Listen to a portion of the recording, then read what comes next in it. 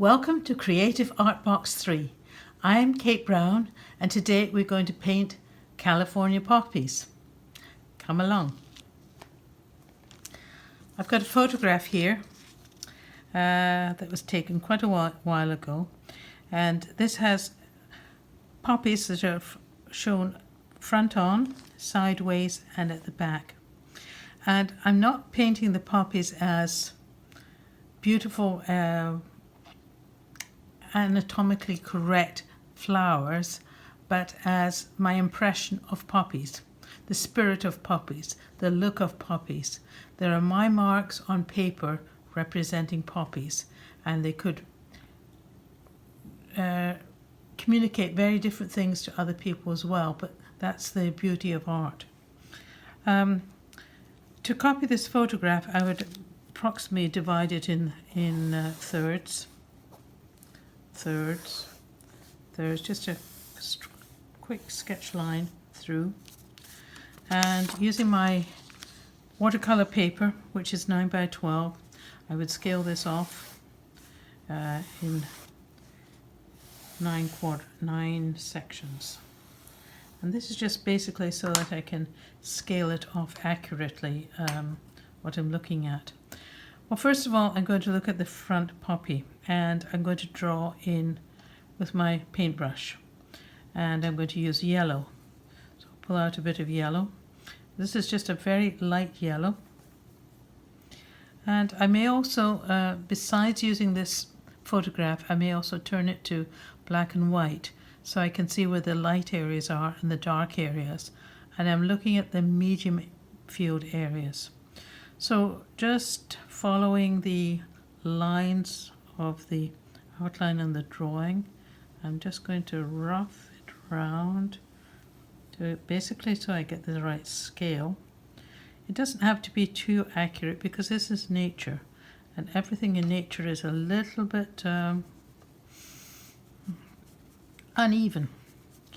It's not too organized, but I'm flooding this area with white paint, with yellow paint, light. So I'm going to have Now I'm going over the area with a yellow wash, just to identify the shapes and the location of the flowers, the one on the top and the one on the side. And now I'm going to give a little bit of detail with the greenery to fill in the ferns. I just want to, I'm staying clear of the petals of the poppies. I don't want them to run, but now we're filling in a little bit more color detail, getting a bit more definition on the petals, and filling in the center areas where the stamens are, and giving the life force, you might say, of the flowers, the spirit of them, how the shapes flow.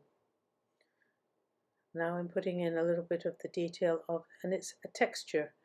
I'm using a small flat brush, and it's just a case of filling each little leaf on the stem to give a texture. And this is paint that's going to absorb into the paper and we'll paint over afterwards, but it's giving a background texture.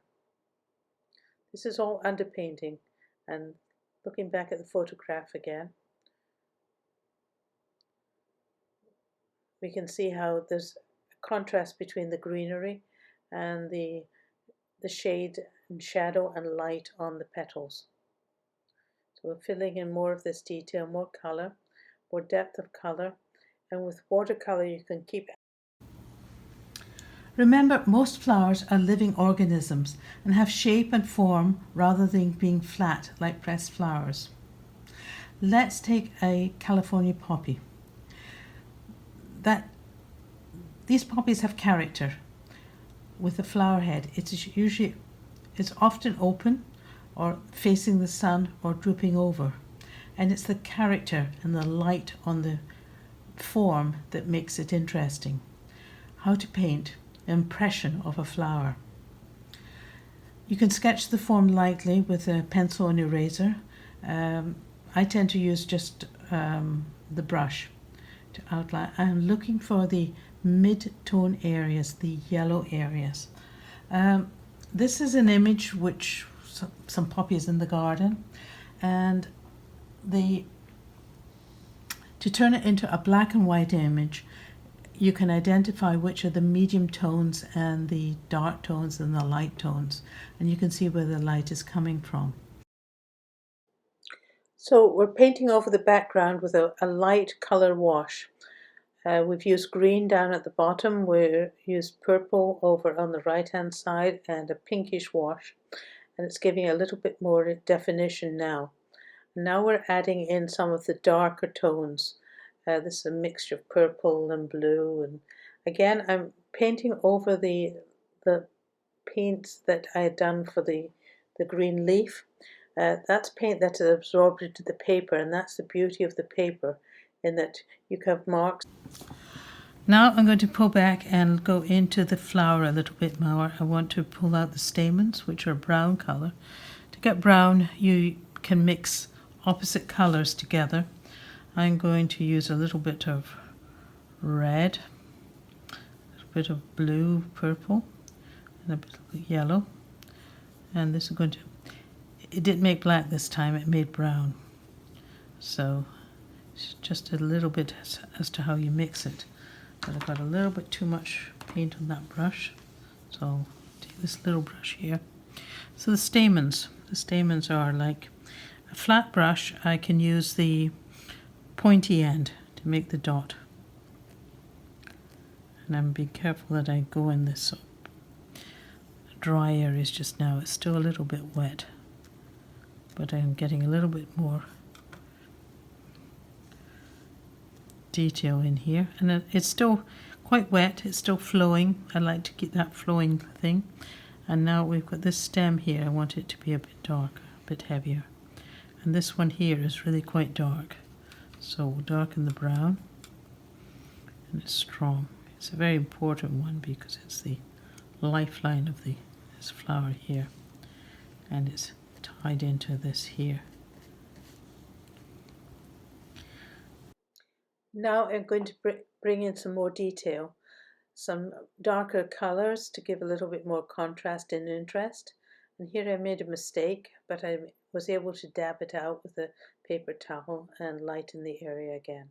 So there are many different ways that you can work with watercolours, but it's best to work quickly and not to overdo it. And so these poppies became an oil painting on canvas. There's always more to paint. Enjoy.